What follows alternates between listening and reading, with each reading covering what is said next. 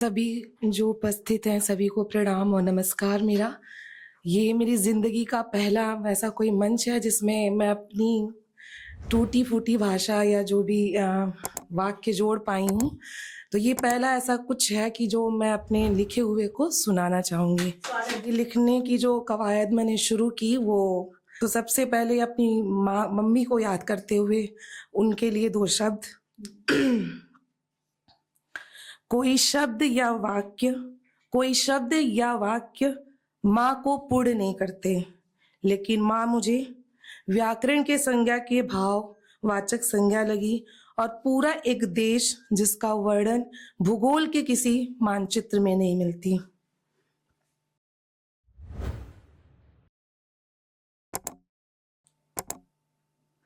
उसके बाद बेटियों के लिए जब बेटियां अपना घर छोड़ देती हैं, मायका छोड़ के ससुराल आती हैं और मायके में उनके लिए क्या बचता है और क्या वो सोचती हैं उसके बारे में जब वो वापस मायके से ससुराल आती हैं। लौटती हैं जब बेटियां मायके से माँ देती है मुट्ठी भर चावल, गांठ वाली हल्दी भर देती हैं माएँ बेटियों के आंचल दुनिया भर के नेमतों से। भावियां भर देती हैं सिंदूर से मांग, महावर भरे पैर, महावर मतलब आलता, इतने से बेटियां भर लेती हैं आंखों में गंगा और झोली भर मायके की यादें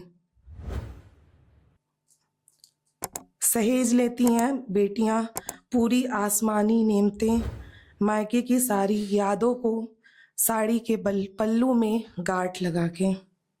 कुछ ऐसी होती हैं नीले गगन की आसमानी बेटियां।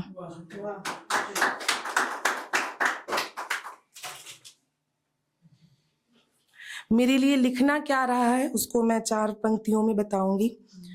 लिखना स्वयं को खाली करने की कवायद है।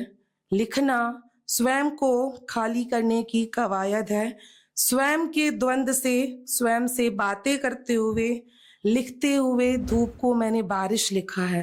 लिखते हुए धूप को मैंने बारिश लिखा है।